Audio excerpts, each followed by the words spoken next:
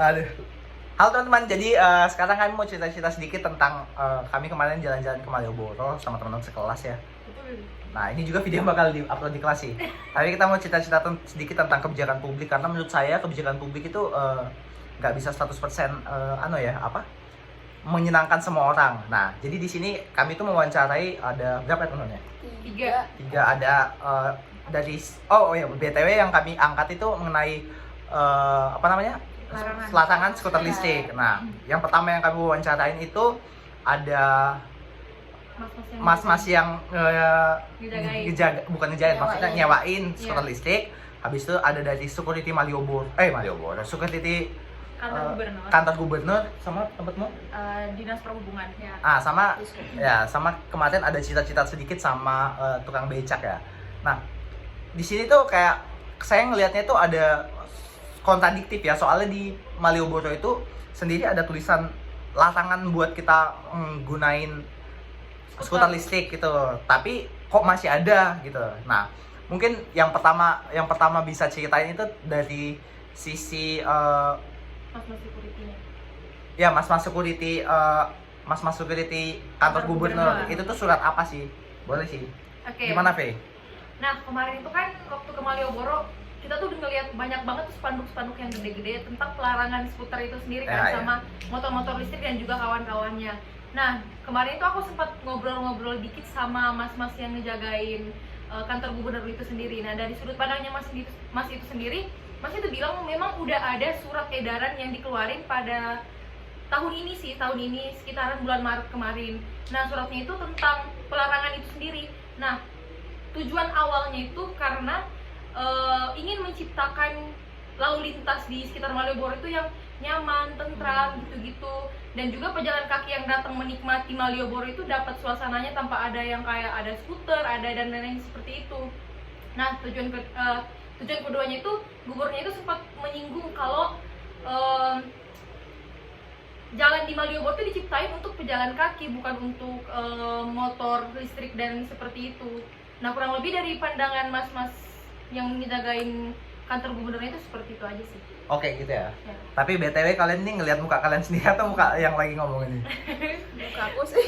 Kayak kita harus kelihatan oke nggak sih, soalnya ini kacau nggak soalnya teman-teman. Nah, itu tadi yang dari satpam gubernurnya. Iya. Nah, mungkin kita ngedengar dari sisi apa sih yang nyewain ya skuternya itu. Gimana sih kok masih berani, padahal itu ada pelang spanduk ya, kayak dilarang gunain skuter listrik gitu.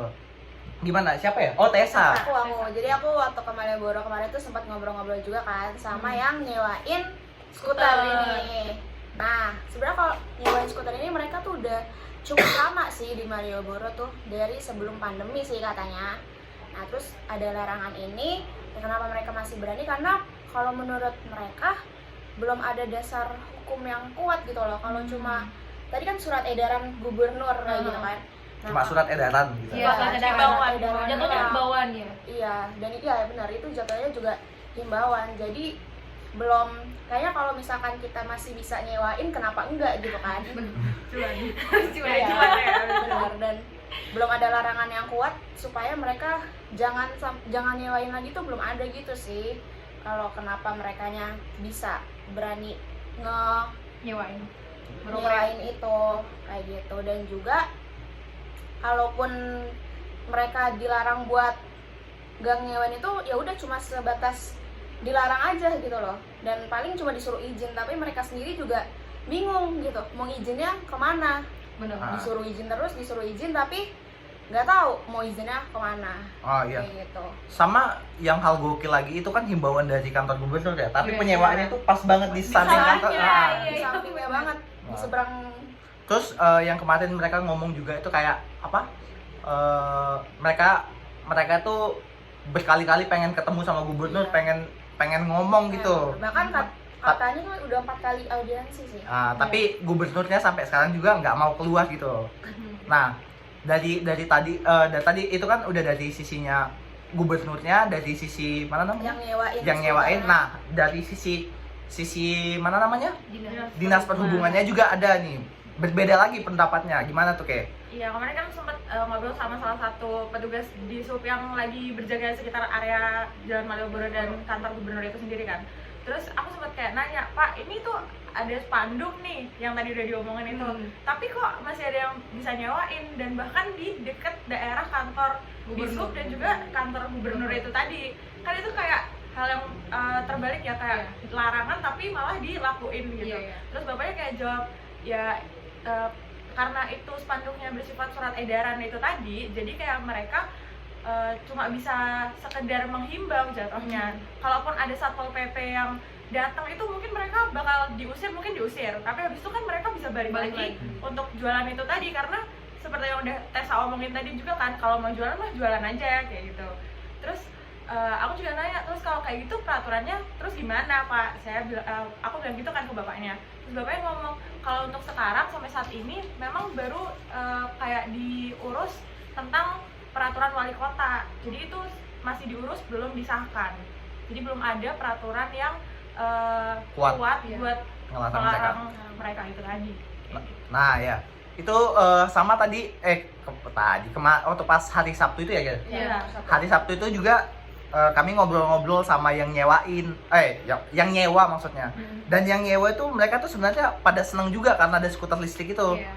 Nah, karena ada skuter listrik jadi mereka tuh bisa jalan-jalan naik skuter itu tanpa capek. Tapi di sisi lain, waktu pas saya bercerita sama tukang becak, nah tukang becak itu mempunyai rasa yang bukan rasa, maksudnya mempunyai perasaan kayak mereka tuh nggak setuju ya.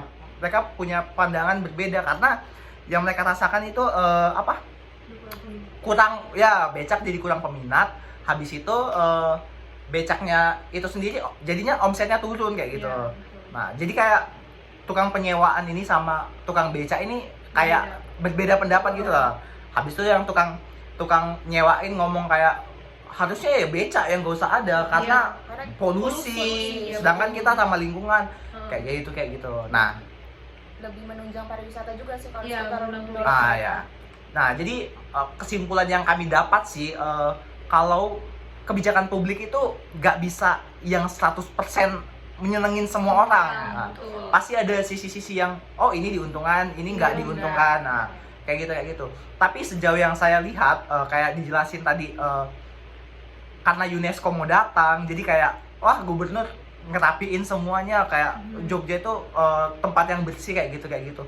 Mungkin kalau saya ngelihatnya juga ada kayak ada sisi pencitraannya juga nih. Tapi ya kita mungkin nggak tahu ya pemikiran dari gubernurnya itu sendiri. Nah, sama yang kayak tadi udah saya singgung ya, kebijakan publik itu nggak bisa 100% nyenengin semua orang. Nah, kayak gitu.